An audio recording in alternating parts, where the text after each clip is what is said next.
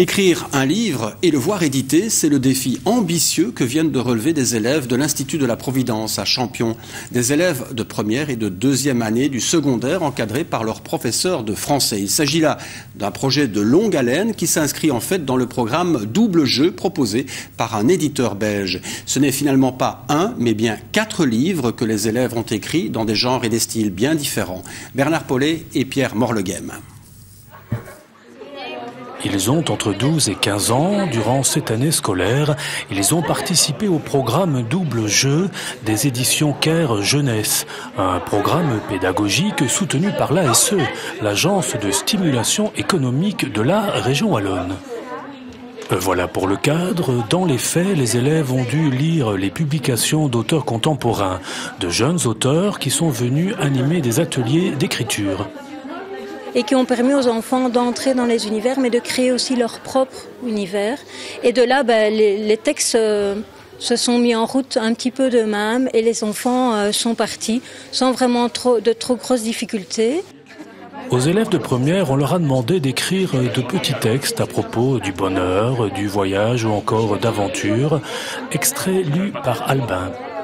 Je me souviens de quand j'étais petit, nous avions pris la voiture pour nous rendre au Monténégro et le voyage avait duré très très longtemps. Sur le trajet, nous sommes passés par la douane. Le policier nous a demandé tous nos passeports. En fait, on a chacun écrit un petit texte personnel, quoi, avec des choses sur notre vie ou des choses qu'on aime, des choses qu'on va faire, des choses qu'on rêve et plein de choses comme ça, quoi. T'es content de ce que tu as écrit ? Franchement, oui, je suis content. Et les professeurs, eux aussi, sont contents, voire étonnés.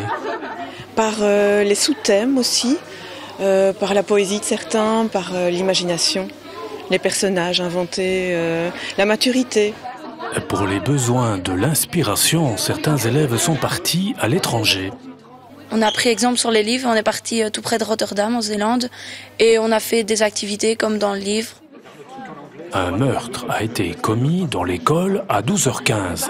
Voilà le canevas de départ imposé notamment à Mathis et Eléa. Et toi, tu es parti sur quelle enquête ? Une enquête où il y a un garçon qui s'est fait tuer dans une infirmerie. Tu te souviens d'une idée que tu as proposée, qui a été retenue ? C'est moi qui ai donné l'idée de meurtre dans l'infirmerie. Et à la fin, on connaît le meurtrier ? Ah oui, mais j'en dirai pas plus. Non. Ça me fait vraiment plaisir de me dire que plein de gens pourraient lire ce que j'ai pu écrire, ce que j'ai pu mettre en œuvre, avec les autres bien sûr, parce qu'il n'y a pas que moi. Donc ça c'est vraiment super chouette, quoi. C'est presque irréel, on va dire ça comme ça. Mais néanmoins très concret, voici les 4 publications, destinées essentiellement aux élèves et à leurs familles.